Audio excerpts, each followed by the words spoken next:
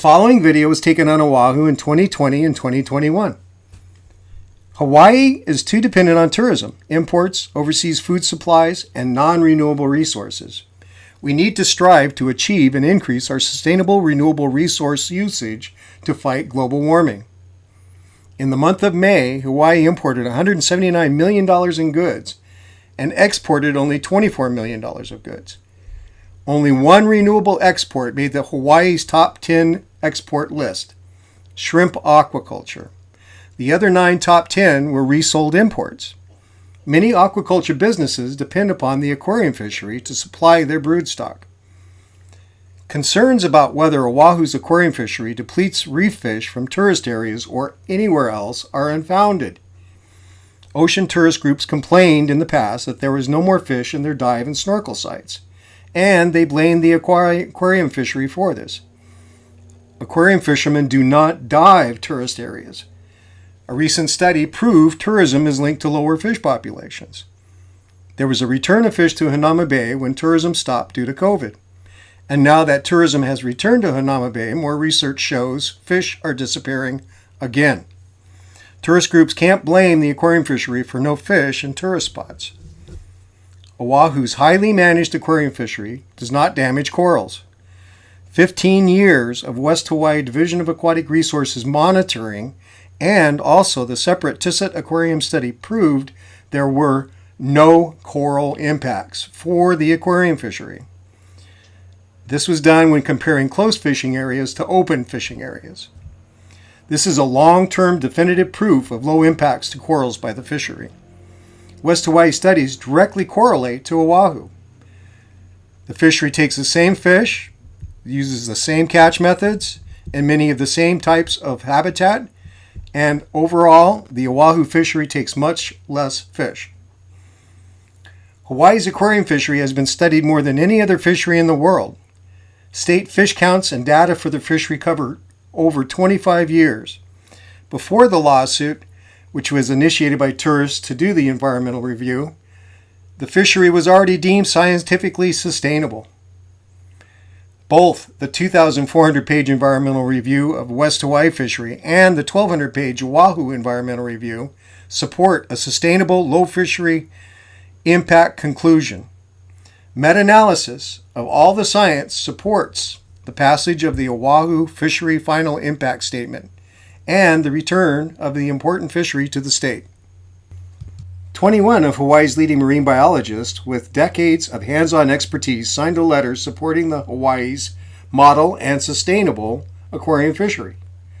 West Hawaii studies prove the high reproductive numbers make aquarium fish species very resilient to fishing pressure. Marine scientists are also aware that reef fish produce 10,000 to 5 million fry per spawning. Some species, like wrasses, can produce 1.5 million eggs up to 3 times a day per pair. Some species just spawn once a day for most of the year. The ability of reef fish to renew and repopulate is staggering. Let's look at the repopulation capacity of a few specific species. A study showed yellow tangs produce 1.14 million fry per pair per year. With a low population estimate of around 800,000 yellow tangs on Oahu, based on 1/3 breeding size, results in 342 billion yellow tang fish eggs every year on Oahu alone. Even if only 1% to survive to adult breeding stage, then that's 3,420,000,000 potentially new yellow tangs on Oahu reefs every year. Aquarium fishermen are fully aware of the ocean's ability to quickly repopulate. Most reef fish reach adult stage in 4 months, and studies also have shown that complete population replacement can happen in 15 months. Decades of fishing has proven to fishers that simply rotating fishing grounds results in zero fish decline. A few small fishing areas for most fishers is all they need for endless, sustainable collection. That's the true meaning of sustainability. There's another scientific reason for fishery resilience, deep refuge theory. Deeper reef fish are not collected and are protected from nearshore environmental stress issues also. They provide repopulating breeding pairs to spew new fry into shallow reefs. One such deepwater species, crosshatch triggers, spawns 32,000 eggs per pair daily. Like many species collected on Oahu, they can occur across the Pacific and in many other regions besides Hawaii. Deep Refuge applies to most reef fish species in Hawaii. Clearly, the ability of fish to repopulate far outweighs low aquarium fishery impacts. This fact is also supported by two major collaborative works. The world's vulnerability list for species is called the International Union for the Conservation of Nature's Red List of Threatened Species. It rates all reef fish species in the Oahu Final Impact Statement as being species of least concern. Also, FishBase, another scientifically reviewed and contributory site that rates the vulnerability of fish, indicates low vulnerability for all the fish species taken by the Oahu aquarium fishery. Hawaii's Division of Aquatic Resources, using 35 years of CPU catch report data in 2015, reviewed the fishery, and in the BLNR hearing testified that the fishery was stable. Fishers working with the state had just created new regulations making the fishery even more regulated and even more sustainable. DLNR Chair Suzanne Case has even testified that the fishery is considered a model fishery. That's because science regulations and the fishery efforts to work with the state. Oahu's environmental review is only asking for less than 5% of each species to be taken by all of Oahu's aquarium fishermen, based on NOAA surveys.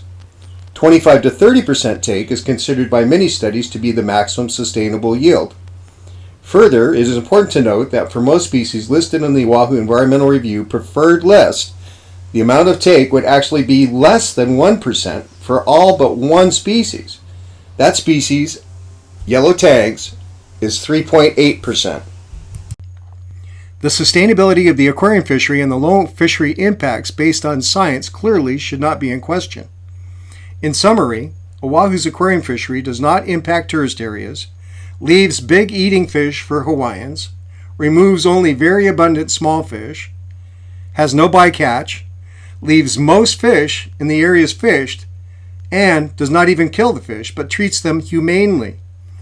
The hundreds of scientific research projects, aquaculture facilities, and public aquariums desperately need the fishery to supply them for their projects. Dive shops, government agencies, permits, inspection fees, boat repair shops, fishing supply shops, and many other businesses have received millions from the fishery. The aquarium fishery utilizes a highly renewable resource to create many sustainable jobs. The $100 billion U.S. pet industry and the $53 million Hawaii pet businesses industry greatly rely on the fish from Hawaii too. To diversify our state's economy with sustainable fisheries is priceless and is greatly needed to balance Hawaii's unsustainable imports and fight global warming. Shifting gears now, a surprise development in the ocean all around Hawaii. Divers are reporting a surge in reef fish. Exactly what's causing it is unclear, although people have their guesses. Our Jim Mendoza's on the story tonight. Jim, seeing is believing. Oh, absolutely, Kai. Divers call it an explosion of fish on the island's reefs. This is a story with many angles, and tonight we focus on what it means for the aquarium industry and those who oppose it. It's being called a spawning event of biblical proportions, a summer swarm of fish over Hawaii's reefs. Aquarium fisherman and underwater photographer Ron Tubbs shot this video. Areas where you see hundreds of fish normally, and that's a lot of fish for an area, you're seeing thousands of fish. In 35 years, it's the most fish I have ever seen, and some species is just incredible. It's just amazing. Tubbs and coral reef advocate Renee Umberger are on opposite ends of the aquarium trade debate, but they do agree on this. There is a huge abundance of reef fish. This year, the numbers are just exceptional. I made a special trip out last week, actually, to go see it and video it myself, and it really is unlike anything anyone has ever seen. Some credit reef replenishment efforts for the increase. Some say it's protection of fish populations or warmer water from an El Nino year. Tubbs says the explosion in numbers is statewide and across all species of reef fish. The Heniocus, the pinnate butterfly fish, pyramid butterfly fish, damsels, tangs of different species, all those species are extremely abundant.